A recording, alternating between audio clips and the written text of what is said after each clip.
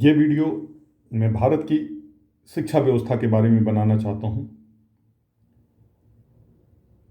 पहले भी मैं कई बार कह चुका हूँ कि भारत की जो सबसे बड़ी समस्या है शिक्षा व्यवस्था की, कम से कम जूनियर हाई स्कूल में कक्षा 8 यानी क्लास 8 तक प्राइवेट स्कूलों पर रोक लगाई दी जाए और कुकुरमुत्ते की तरह जो हर गांव में स्कूल खोले जाते हैं, एक बड़ा सा विद्यालय खुल जाए, उसमें सारी सुख सुविधाएँ दी जाएँ और सरकार की तरफ से बस चला दिए जाएं, जिससे बच्चे उन विद्यालयों में आ सके। तो सरकार का खर्चा भी बचेगा और एक क्वालिटी वाली शिक्षा भी मिल सकेगी।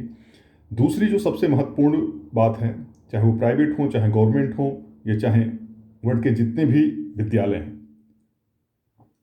हम अभी भी पुराने पद्धति को नहीं छोड़ पा रहे हैं। जो पुरानी अच्छी पद्धतियाँ थी उनको तो मैंने छोड़ दिया, जो जिन पद्धतियाँ अभी रिलीवेंट नहीं हैं, उनका कोई महत्व नहीं है, वो उसको भी पालन किया जा रहा है। पहले के ज़माने में वो क्या है, पहले के ज़माने में कागज़ नहीं होते थे, तो आपका जो दिमाग था यही कागज़ का काम करता था। मतलब सारी जो भी बातें हैं सब कुछ आपको याद रखना पड़ता था। लेकिन अब ज़माना चेंज हो गया है, कागज़ हैं, डिजिटल वर्ड आ गए हैं, तो मेमोरी टेस्टिंग यानी याददाश्त की टेस्टिंग का, परीक्षण का कोई मतलब नहीं रह जाता। हमें बच्चों को पहले तो भाषा ज्ञान, एक किसी लैंग्वेज को लिखने यानी भाषा ज्ञान आना चाहिए। इसके बाद उनकी बौद्धिक, शारीरिक और बौद्धिक क्षमताओं के विकास के बारे में सोचना चाहिए। जैसे मैथ है, मैथ से आपकी बौद्धिक क्षमता का विकास होता है। बाकी सब्जेक्ट को आप एग्जामिनेशन की तरह ही नहीं, एक कहानी की तरह, इतिहास है, भूगोल, उनको परीक्षा में आप उनको परीक्षा की तरह एग्जाम मत लीजिए। उनको बस एक, चलिए कुछ व्यक्तिगत जानकारियाँ, कुछ समाज और कुछ इस तरह की होनी चाहिए, उस तरह दीजिए। अब बच्चों को इतना ज़्यादा आप कोर्स पे लाद देते हैं कि जो बौद्धिक विकास है और शारीरिक विकास है, आज दोनों रुग्ण हो चुके हैं। नहीं तो इतने ज़्यादा तथाकथित वैज्ञानिक होने के बाद भी पूरे विश्व बर्बादी की ओर जा रहा है। और हम कह भी नहीं सकते कि आज 1% लोग भी मुक्त चिंतक यानी फ्री थिंकर नहीं हैं। तो ऐसे शिक्षा का क्या मतलब। दूसरी बात, जितने भी इंजीनियर्स हैं या डॉक्टर्स हैं, सभी को पता है कि उनके एकेडमी में पढ़ाई गई 90% चीज़ आगे चल के काम नहीं आती। अगर इतना ही काम आता है तो जो किसी इंस्टीट्यूट का टॉपर हो, IIT का ले लें, 2 साल बाद सिर्फ 10 दिन का टाइम दिया जाए और बोला जाए कि ठीक है, आपकी जो भी फर्स्ट ईयर या सेकेंड ईयर का एग्जाम में बैठ के पास होकर दिखा दीजिए, वो पास भी नहीं हो सकते। बस रटना है, एग्जाम में दे आना है और उसके बाद भूल जाना है। तो ऐसे मेमोरी टेस्टिंग वाले एग्जाम का क्या महत्व और क्या औचित्य रह गया है, जब आज कागज हैं, डिजिटल मीडिया हैं, जो चीज़ ज़रूरत पड़ी तो वहाँ पे हैं। यही चीज़ हमारे सॉफ्टवेयर के सर्टिफिकेशन बिजनेस में भी होता है, मेमोरी टेस्टिंग। सारी दुनिया को पता है कि मेमोरी टेस्टिंग से एक लेवल तक, चलिए, याद होना जरूरी है। मैं ऐसा नहीं कहता कि चीज़ें याद नहीं होनी चाहिए, लेकिन इतनी भी ज़्यादा नहीं होनी चाहिए कि बच्चों को सिर्फ मेमोरी टेस्टिंग की मशीन बना दी जाए। हमारे जितने भी एग्ज़ाम होते हैं, अब मैं प्रशासनिक सेवाओं की बात कर लूँ, प्रशासनिक सेवा में जो सबसे ज़्यादा महत्वपूर्ण होती है, आपकी थॉट प्रोसेस कितना है, प्लस आपकी ईमानदारी और दुनियादारी कितनी है, ये चीज़ें मैटर करती हैं।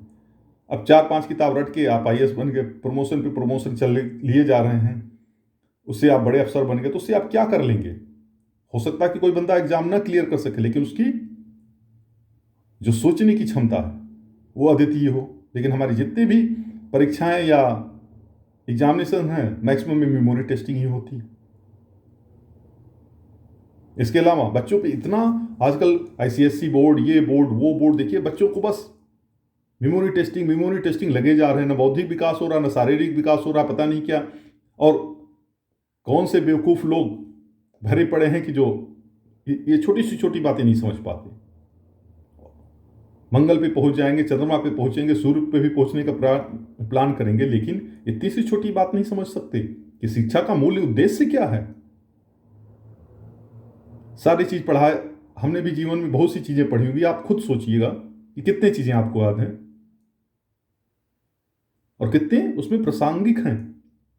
नेता के पास अकल नहीं है, वो तो जनता को उल्लू बनाने में माहिर है, चुनाव जीत जाएंगे, फिर IAS अफसर नीतियां बनाएंगे। अगर IAS अफसर ही नीतियां बनाने के लिए बने थे तो प्रजातंत्र का औचित्य क्या है।